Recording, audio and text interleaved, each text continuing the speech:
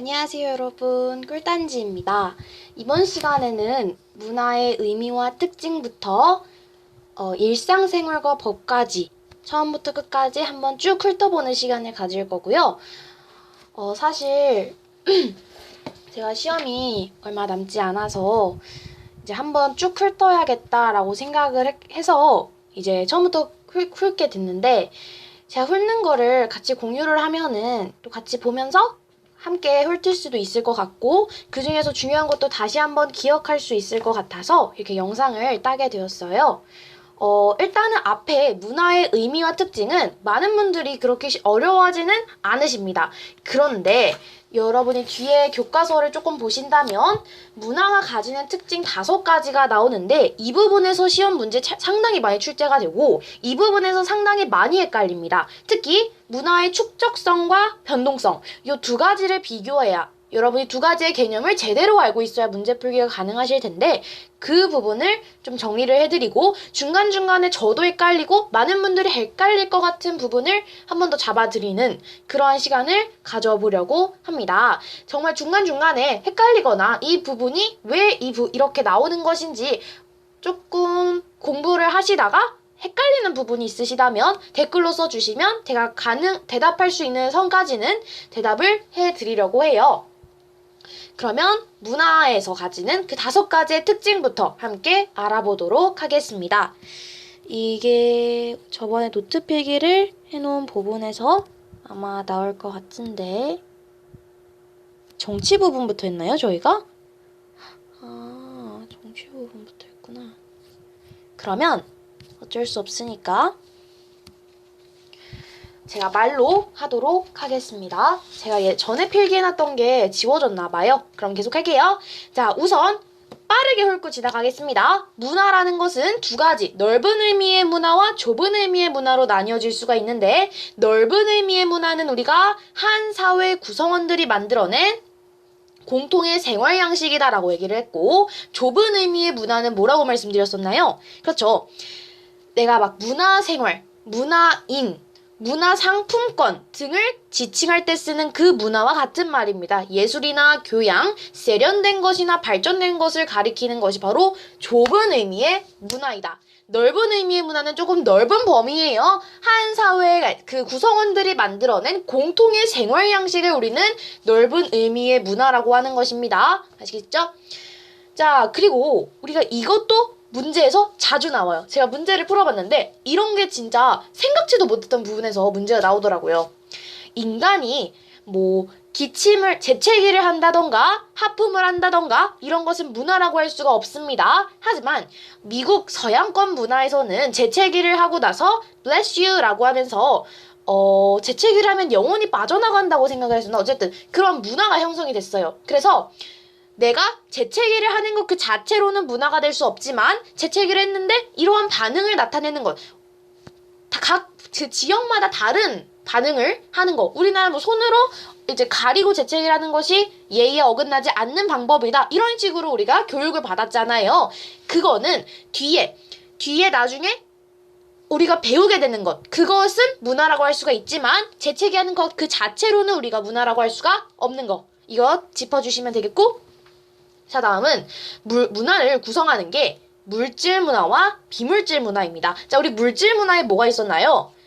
의식주, 기계, 건물처럼 내가 인간 생활에 필요한 물건이나 그것을 만들고 이용하는 기술을 우리는 물질 문화다라고 얘기를 했었어요. 그죠? 그럼 비물질 문화는 뭐입니까? 자, 크게 두 가지로 나눠요. 자, 비물질 문화는 제도 문화와 관념 문화로 나뉘게 됩니다. 제도 문화라는 것은 제도적인 장치다 라고 생각하시면 돼요. 이게 키워드예요. 제도적 장치를 제도 문화라고 얘기를 하는데, 이게 바로 사회 질서를 유지하기 위한 것입니다. 그것의 예가 법, 관습, 예절, 가족, 정치 이런 것처럼 사회 질서를 유지하기 위한 제도적인 장치를 우리는 제도 문화다라고 얘기를 했어요.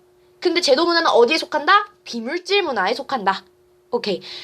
이제 꼬리가 꼬리를 물고 여러분들이 그렇게 생각을 하시면 진짜로 이해가 쏙쏙 되실 거예요. 저도 아직 그 단계까지는 가보진 못했지만 같이 해보면 좋을 것 같네요. 자, 다음은 관념 문화입니다. 관념 문화라는 것은 인간의 정신적인 산물이에요. 예를 들어 종교, 철학, 예술, 언어 이런 것이 관념 문화가 되겠죠. 자, 그러면 여기서 시험 문제 어떻게 출제되는지 한번 알아볼게요. 자, 제가 문제를 보면서 여러분들도 이렇게 생각하시면 진짜 좋으실 것 같아요. 이 문제를 보면서 이 개념에 어떤 식으로 문제가 나올지 한번 생각을 해보시면 그것에 대한 대비를 할 수가 있는 거예요. 자, 그럼 같이 생각해 볼까요? 이 문화를 구성하는 요소, 물질 문화와 비물질 문화 중에서 의식주, 기계, 건물 등은 어떠한 문화에 속해 있는가라고 문제가 나온다면 우리는 물질 문화다라고 대답을 할 수가 있습니다. 자, 그럼 비물질 문화는 뭐로 나뉘는가라고 하면은 제도 문화와 관념 문화입니다. 이거 헷갈리는 게 관습 문화라고 생각하시는 분들도 많아요. 제가 직접 교실에서 친구들이랑 얘기를 하다 보면은 관습 문화라고 헷갈리는 친구들이 많은데 관념 문화라는 거 그것도 알아두시면 될 것 같아요. 요거는 이렇게 넘어갈게요. 이제 굉장히 헷갈리는 부분입니다. 문화의 특징 5가지. 공유성, 학습성, 축적성, 변동성, 전체성. 이 5가지의 특징이 있는데 각각 어떠한 것을 가지고 있는지 볼까요? 여러분 헷갈리지 않는 게 있습니다. 공유성 헷갈리지 않아요. 뭘 여러분이 생각해 주시면 되냐면 찹쌀떡, 엿, 미역국 이런 거 생각하시면 될 것 같아요. 왜냐면 우리가 미역국을 먹을 때 야, 나 오늘 미역국 먹었어 라고 얘기를 한다면 미국에 있는 친구는 내가 미역국을 먹었어? 먹었구나 라고 밖에 생각을 못 할 겁니다. 하지만 우리나라 친구가 그 얘기를 듣는다면 너 오늘 생일이었구나 라고 대답을 할 수가 있는 것이죠. 그것처럼 다른 문화는 아니지만 우리 문화, 우리의 구성원들이 서로 공유를 통하여 내 특정한 상황에서 서로의 행동을 예측할 수 있는 것을 문화의 공유성이다라고 얘기를 합니다. 자, 문화의 공유성, 그리고 문화의 학습성입니다. 문화는 제가 말씀드렸죠. 선천적으로 하는 게 아니라고 그랬어요. 아까 문화도 내가 재채기하는 거는 선천적인 거지만 재채기하는 것 자체는 문화가 될 수 없습니다. 그 문화, 내가 재채기하는 것이 입을 가리고 재채기를 한다 또는 재채기를 한다면 bless you라고 말을 옆에서 해주는 거, 그런 게 바로 후천적으로 내가 학습을 한 후에 나타난 결과이죠. 그러니까 우리는 이것을 문화의 학습성이다 라고 얘기를 합니다. 자, 앞에 거 뭐였어요? 공유성, 이번 거 학습성. 이 2개는 안 헷갈립니다, 여러분들이. 자, 그리고 이제 헷갈리는 부분이 나오는데요. 축적성입니다. 자, 축적성은요, 뭘 생각해 주시면 되냐면 온도를 생각하시면 돼요. 온돌과 난방, 그 관계를 생각해 주시면 되는데, 온돌이라는 것은 우리가 옛날에, 우리나라 지금 쓰고 있는 난방은 온도를 발전시켜서 온돌에 우리의 기술을 더해서 만든 거예요. 그죠? 그것처럼 이 문화가 새롭게 창조된 문화가 축적이 돼요.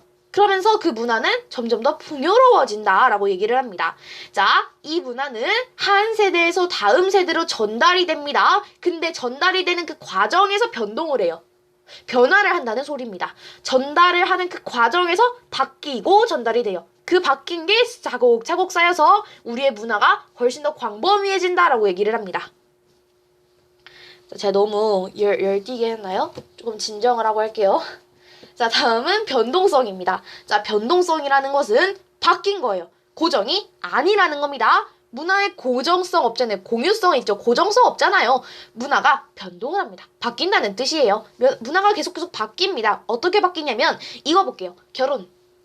자, 우리는 원래 전통 혼례라는 것을 합니다. 연지곤지 찍고 막 그 대추 막 그런 거 있고 뭐였더라 또? 오리였나? 닭이었나? 무슨 금술 좋은 새 있었는데, 그죠? 그런 거 해가지고 전통적으로 혼례를 치렀는데 요즘에 어떻게 치르나요? 웨딩홀에서 결혼식을 치릅니다. 근데 그 결혼식 어떠한 방식이냐면 웨딩 드레스를 입고 신랑은 턱시도를 입고 그리고 부케 같은 것도 있고 주례 같은 것도 있고 바뀐 거예요. 맞죠? 문화는 바뀔 수 있어요. 우리가 지금 전통 혼례를 하는 사람들도 많이 있지만 대부분은 다 결혼식, 그러니까 웨딩홀에서 결혼을 하게 됩니다. 이것이 바로 서양의 결혼 방식입니다. 서양의 방식을 따르는 거예요. 오케이? 자, 이게 바로 문화의 변동성이라고 하고요. 마지막은 전체성입니다. 전체성은 상당히 쉬워요. 전체성 하면 뭘 생각해 주시면 되냐면 IT 기기를 생각해 주시면 됩니다. 뭐 IT 기기 아니면은 책에 나와 있는 부분은 뭐 SNS 이런 거 내가 어떠한 것이 있는데 이게 다른 부분의 요소와 결합이 됩니다. 결합이 되는 것은 이 문화가 얘한테도 영향을 미치고 쟤한테도 영향을 미치고 얘한테도 영향을 미치는 거잖아요. 그러면 하나가 바뀌면 다 바뀌겠죠. 맞나요? 하나가 바뀌면 전부 다 바뀐다. 이게 바로 문화는 그러면 문화는 하나의 것으로 이루어져 있구나. 우리가 문화를 넓게 보자면 문화는 다 연결이 되어 있구나. 이것을 우리는 문화가 전체적으로 그냥 문화의 전체성이다 라고 얘기를 하는 겁니다. 자, 이 내용 제대로 짚어주세요. 특히 축적성이라는 것은 온도를 생각하시면 된다 그랬고 변동성이라는 것은 결혼식 생각하면 된다 그랬고 요거 2개 짚어주시면 되겠네요. 자, 다음 보겠습니다. 자, 이거는 헷갈릴 수 있어요. 근데 이거는 헷갈리는 이유가 저도 사회를 시험 한 달 전인가? 한 2주 남았을 때 사회를 딱 끝내고 사회를 이제 하고 다음에 문제집을 이제 풀다가 너무 헷갈리는 거예요. 너무 옛날에 한 거니까 기억이 잘 안 나는 거예요. 그래서 이 부분도 제가 못하고 넘어갔어요. 너무 헷갈려가지고. 그래서 이번 기회에 한번 같이 확인을 했으면 좋겠습니다. 일단은 자문화 중심주의와 문화 4대주의가 있어요. 일단 여러분이 배경적으로 짚고 넘어가셔야 할 게 문화는 평가, 그러니까 문화의 우열을 가릴 수 있나요? 없나요? 문화는 그 문화 자체로 우열을 가릴 수 있는 존재가 아닙니다. 이거 알아두시면 되겠고, 그리고 내 남의 문화를 평가할 수 있나요? 평가할 수 없습니다. 문화 또한 평가할 수 있는 존재가 아니라는 거 알아두시면서 넘어갈게요. 자, 자문화 중심주의입니다. 자문화 중심주의는 내 문화를 중심으로 생각한다. 그 말이 무슨 뜻이에요? 내 문화를 최고로 생각한다. 이거는 내 문화를 최고로 생각하고 남의 문화 낮다고 생각하니까 남의 문화를 평가하는 것이죠. 내 문화와 남의 문화의 우열을 가리는 것이죠. 이것이 바로 자문화 중심주의다. 그럼 이게 좋은 걸까요? 나쁜 걸까요? 제가 앞에서 평가 안 된다 그랬고 우열 가리는 거 안 된다 그랬는데 둘 다 아니에요. 이거는 나쁜 거라고 생각하시면 됩니다. 근데 여기서 이 자문화 중심주의가 뭐냐라고 물어보는 문제가 나오기보다는 자문화 중심주의의 폐해는 무엇이냐, 그러니까 자문화 중심주의를 했을 때 일어나는 나쁜 점들은 무엇이냐, 그리고 장점들은 무엇이냐, 긍정적인 면과 부정적인 면을 서술하여라 라는 식으로 문제가 나오게 됩니다. 어떻게 나오는지 한번 볼까요? 뒤에 보시면 이 부분이 중요해요. 자문화 중심주의는 사회의 통합, 단결에 기여를 합니다. 오케이. 자, 우리가 우리 문화 완전 짱이지 않냐? 야, 이거 완전 대박이야 이러면서 같은 문화권의 사람들끼리는 정말 말이 잘 통하겠죠. 예를 들어 이렇게 생각해 주실까요? 방탄을 좋아해요? 그러면 방탄을 좋아하는 아이들끼리는 이건 진짜 제 경험입니다. 방탄을 좋아하는 그 학생들끼리는 굉장히 빨리 친해져요. 뭘 중심으로? 방탄 이야기를 중심으로. 맞죠? 그러니까 우리끼리 통합을 하는 거야. 우리끼리 얘기를 하니까 점점 친해지는 거야. 그렇게 생각하시면 돼요. 사회의 통합과 단결에 기여를 합니다. 근데 방탄만 고집을 하다 보면 엑소 팬이랑 워너원 팬이랑 또 세븐틴 팬이랑 어떻게 되겠습니까? 얘네들끼리 얘네는데 우리는 고립될 수 있어. 야, 맞아, 방탄이 최고야. 니네는 완전 별로잖아. 이렇게 하면요, 얘네들끼리 얘기할 때 나 빼고 얘기하게 됩니다. 자, 그렇지 않기 위해서는 너무 우리 문화만 고집을 하면 안 되겠죠.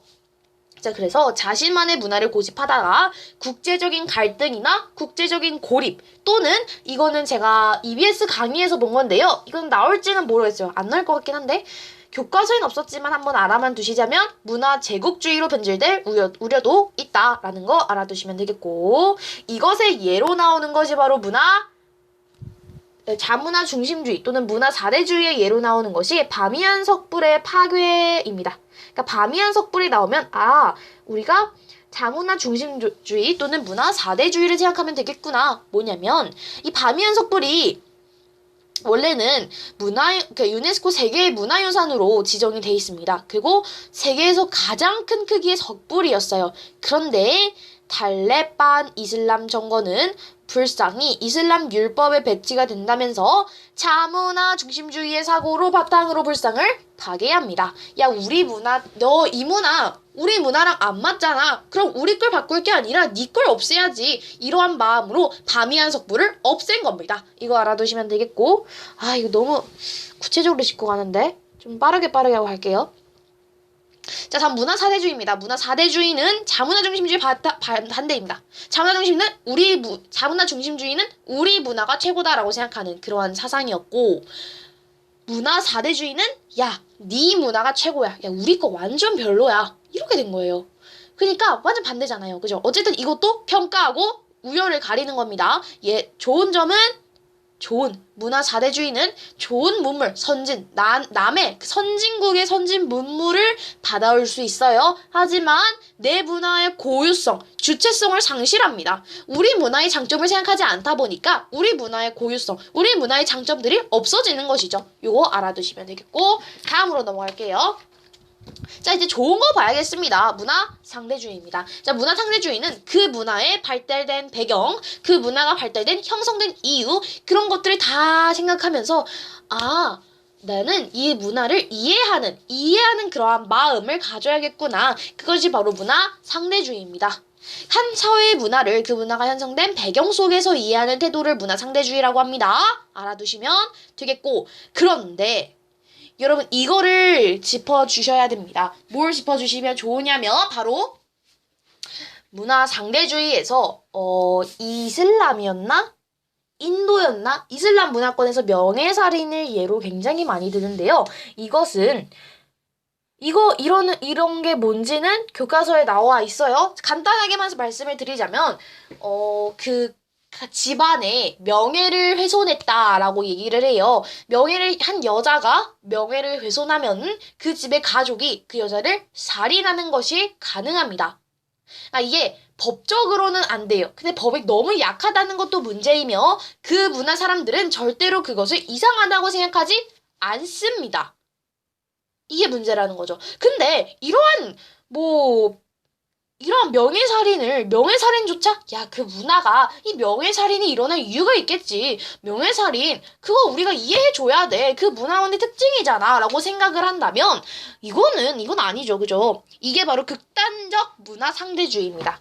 문화 상대주의는 그 문화가 형성된 배경 속에서 이해하는 태도인데, 이걸 너무 도가 지나치게, 윤리적인 문제까지 침범을 하게 된다면 이것은 극단적 문화 상대주의가 된다더라. 알아두시면 되겠습니다.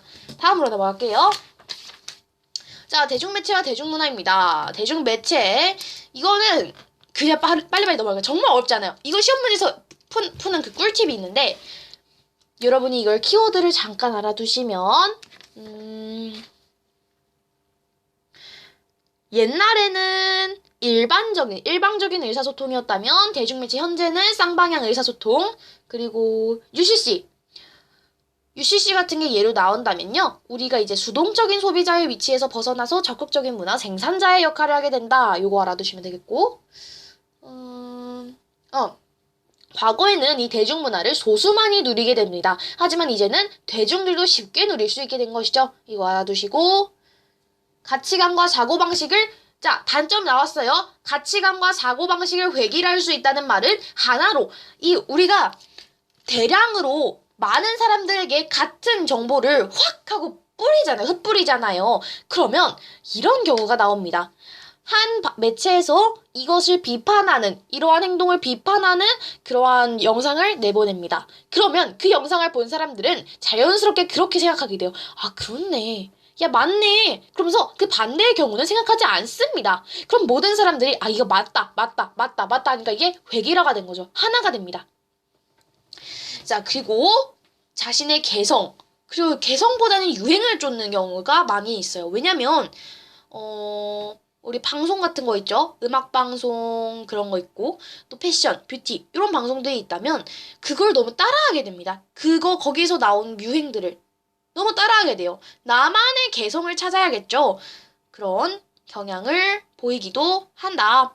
자, 마지막으로 문화가 상업화가 되기 쉽습니다. 너무 선정적인 거나 너무 지나치게 폭력적인 거를 이제 보여주면서 너무나도 상업적으로 그렇게 대중문화가 이윤을 추구하게 되면 그때부터는 잘못된 길로 가고 있는 것이다.